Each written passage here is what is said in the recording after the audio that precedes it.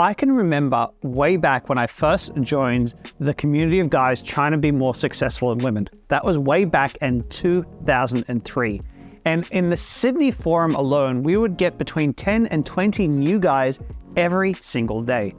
I quickly became quite well known within the community, and I started helping out with the forum. I started organizing nights out, and very quickly we saw a pattern emerge. So if you had a night out with 20 guys, you would notice a very specific 2 of them, and you just knew that those 2 guys were going to do really well.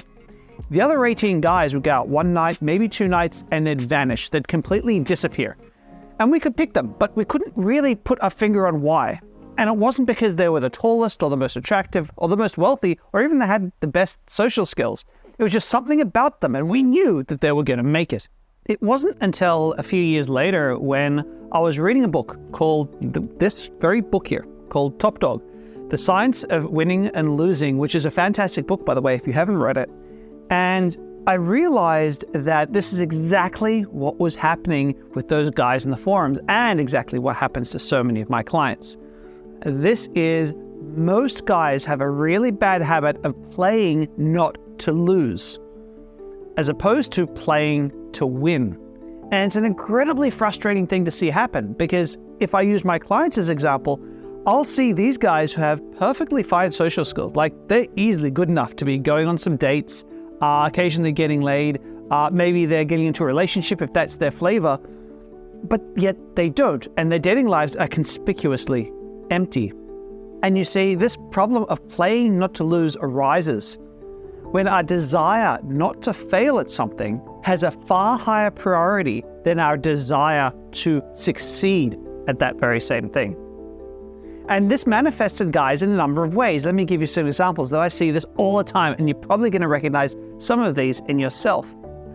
Very recently, I had a student who was going out and talking to girls, and I was listening to his interactions in my ear, and he would be talking to this girl who was going out of a way to get to know him better. So she said to him, oh, what's your phone number? We should catch up again sometime. And he said, I don't even know you well enough yet. I don't know if we should. And so he pushes her back, and then she says, oh, that's okay, we should get to know each other. And she starts asking him questions and asking him questions. And then she says to him, what are you up to later tonight? Who are you out with? Where do you live? She starts to ask him all these very pointed questions that she's trying to find out, is there something that we could do together tonight? Meanwhile, he's still trying to get away. He's not running a smart game here. He's just trying to escape. And she's constantly leaning in, constantly trying to find out more about him.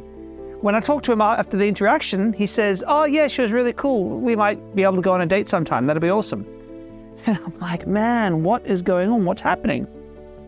Or I see another student who he's talking to girls, and the girls clearly like him, and he never asks for the number. Or I see another guy and he gets phone numbers from girls and he never messages. Or he does message, but he never actually tries to organize the date with them. But it's happening because what happens is we want to take our wins. I understand the guys are sitting there thinking, hey, it is amazing to have a girl flirt with me in a club. I'm going to take that win and I'm going to feel good about it because I don't want to risk pushing too far for what I really want and then feeling like a failure. Let me just sit here and feel like a success for a minute. And that kind of comfort zone around avoiding failure of the things that you really, really want, it is pernicious and it's toxic to your success. And it's not just toxic to your success with women, it's toxic to every area of your life. This idea of trying to avoid failure, this idea of I'm just going to play this game in such a way that I don't need to lose or that I can avoid losing, right? So that and at the same time, you absolutely guarantee that you will never, ever, ever win. Guys, if you love my videos in general and you live in the United States, I got to remind you, I've got one spot left on my Las Vegas Bootcamp. I'm going to be flying to Las Vegas in September and running a number of boot camps for guys just like you. If you're interested to find out more about it, go ahead and click the link in the comments below and we can arrange a time to have a chat over Zoom and see if it's the right program for you. So if that's you, I look forward to having a chat. Now, back to the video. And here's the real kicker. I've been coaching guys for 15 years now. When I see guys go and flirt with women and try to pick up women, and they play not to lose, that is, they don't really go for what they really want, and they walk away from an interaction, if that interaction doesn't go well, they feel bad about themselves. They suffer with that pain that we all experience that makes us have, approach anxiety. The guys who go all in, the guys who play to win, the guys who approach a woman and they're like, you know, they're not saying this literally, but this is their attitude. You are cute. I want to talk to you. I like you. I want to do something fun with you, right? I want to see what you're all about. When that's their attitude, like, this is what I'm here for, let's go for it. And she rejects him, the pain is a lot less. Like, they almost don't notice the rejection. I mean, they notice, they'd rather they had a result, but it doesn't hurt them deep inside to their core.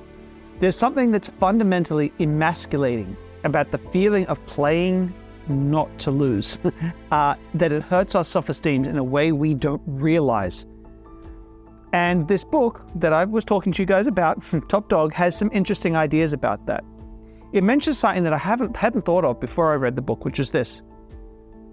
Men and women, this is a testosterone thing, by the way, have very different ways of competing and times when we decide and elect to compete. Because people used to say a long time ago, women aren't competitive. Women don't like to compete, and that's rubbish. I mean, you guys watch women's sports, they're brutal. Women are perfectly capable of being competitive. But that women and men, on average, elect to compete in different ways at different times. You see, testosterone as a hormone makes all humans more likely to compete to win as opposed to compete not to lose. The more testosterone you have, the less failure averse you tend to be. It's just a trend. It doesn't mean that if you have high testosterone, you must not care about rejection. It just means that it's a trend.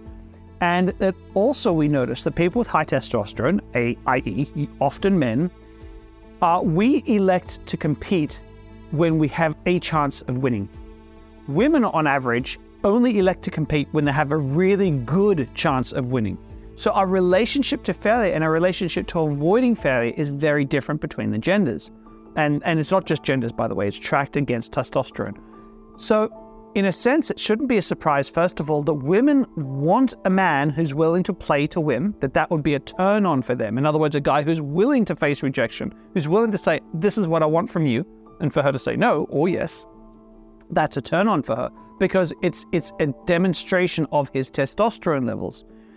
And on the flip side, it makes sense that we ourselves will feel emasculated when we play not to lose, because there is some part of us that knows that is, it's not a good way to demonstrate ourselves as men. So yeah, I want to drive this home. When you play to win, your self-esteem goes up regardless of the results that you get. But you will get better results because women find it more attractive. You will get, I guess you could strictly say you'll get more direct rejections. So for example, if I think about this student who, as a hypothetical student who might go out and flirt with lots of girls and the girls will flirt with him, but he never asks for a number, technically he doesn't get rejections, but he also doesn't have any successes. So he has just as much failure, or less failure, because the guy who's going to win, who's playing to win, is going to occasionally get, a yes. And that's really what the game is supposed to look like. That's what your life, when you're facing and looking for the things you really want, that's what it's supposed to look like. And so guys, what you really need to do is start looking at your lives. You need to think about, where in my life, not just with women, where in your life do you play not to lose? Because I'm willing to bet that if you're struggling with self-esteem issues, I'm willing to bet that if you're struggling in the dating industry, if you're struggling to meet women, then it's because you're playing not to lose. You're stuck in this mindset of trying to avoid the failure and not going for what you really want because you're scared to be rejected for the thing that you really want. But I promise you, if you go out there and start getting rejected because you went for what you want, it will hurt less. And your self-confidence will go up as a result, whether or not a woman or someone else says yes or no, because you're playing to win.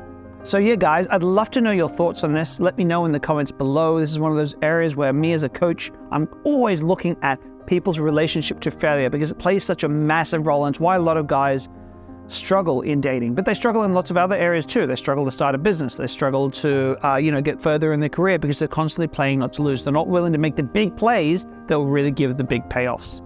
So yeah, let me know in the comments below, guys. As always, if you like this video, give me a thumbs up and subscribe to my channel. And I look forward to seeing you guys in my next video.